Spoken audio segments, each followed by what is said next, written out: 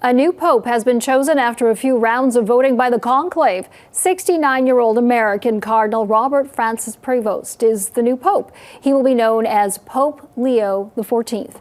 Monseigneur Gregory Smith, the Archdiocese of Vancouver, joins us now with some insight. Thank you for joining us. Delighted to be here on a very exciting day. I bet. I'm sure many of you have gathered. Were you watching, of course? What did you think? The whole staff of the Pastoral Center of the Archdiocese was together with our seminarians in a large room watching it live, and there was immediate enthusiasm, and 3 of our deacons have met him not very long ago, and one of our staff remembers him from being a bishop in Peru, so there was a lot known about him, even though it was a surprising choice. And so I guess, yes, why is it surprising? Is it that he's from the U.S.? He's the first pope to be chosen from the U.S. Is that surprising they would pick someone from North America? I think that is the big surprise. It was generally thought, I think, that the United States was not likely to produce a pope this time around. However, he is a universal figure who became a bishop, not in the U.S., but in Peru as a missionary bishop. So it's not a localized sort of choice. It's really a universal choice in many ways. He's fluent in Spanish, in Italian, and in English, of course. So it's a universal choice. It's not a particularly American choice, and yet obviously he has a history in America, but he also headed a worldwide religious order, the Augustinians.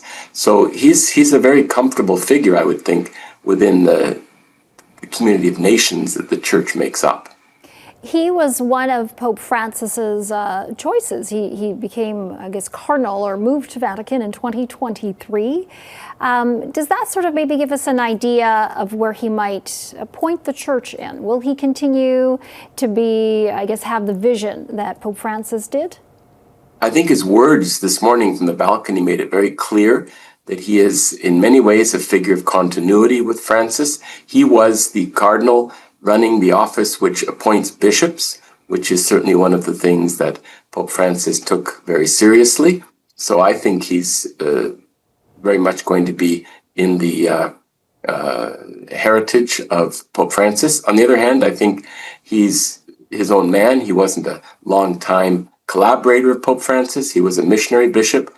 And I think one of the most important things about today's election is that we have a missionary as Pope. There's simply no other way to describe him. If you needed one word, it's missionary. This is a missionary pope who left his native land to be a bishop in South America, in Peru, and who truly is committed to the missionary vocation which he thinks every Christian has. So we're in an age of mission in the Church, not an age of maintenance, and he seems to be the ideal pope for that. When you say mission, what do you mean by that exactly? Well, the Church, of course, has been established strongly in various countries over the years, and it was strong at a time when society supported its aims and goals and ministries. But as particularly Western Europe and North America have drifted a bit away from the central Christian message, we have to go out and re-Christianize areas, re-evangelize, preach the gospel to people who already heard it before. And so both Pope Francis and Pope John Paul talked about missionary disciples, about every Christian being a missionary. Well, it's a good start if your leader is a missionary himself, but it's a call to all Christians to preach the gospel explicitly, not only with their lives, but with their words. And so Cardinal Prevost said, I still consider myself a missionary.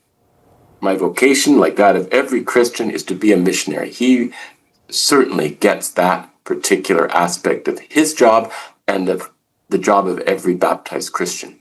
Well, that was part of his first words and message to the world today? No, those are things he said as a cardinal. Okay, and so in today's message, what did he want to leave people with? Peace.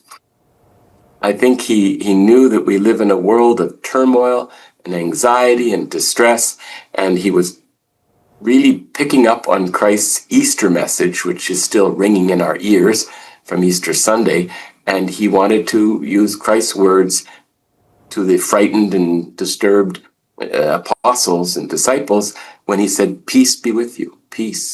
So I think there's no question that his first message was peace. He had other messages too. He quoted the founder of the order that he headed, the great African bishop, St. Augustine of Hippo. He quoted him in one of his most famous lines, which is, "With you, I am a Christian. For you, I am a bishop." The primacy of the vocation is to be Christian, is to be missionary, and this was clearly, I think, in the forefront of the new Pope's mind when he made those remarks this morning. Finally, I wanted to ask you, the choice of his papal name is Leo XIV. Why would he choose Leo? That is a very interesting choice, because Pope Leo XIII, who was Pope between 1878 and 1903, was always the Pope of social reform. He presented in very clear teaching a vision of social life, of social justice to the Church in his writings. And this signals, I think, that the new Pope knows that the Christian message is not supposed to be only within Christian hearts and homes. It is a message for the world. It is a message of how we live together. It's a social message. So I think he's saying he wants to be involved in that great stream of social teaching that has been important in the history of the Church, and which really, without any doubt, Leo XIII exemplified.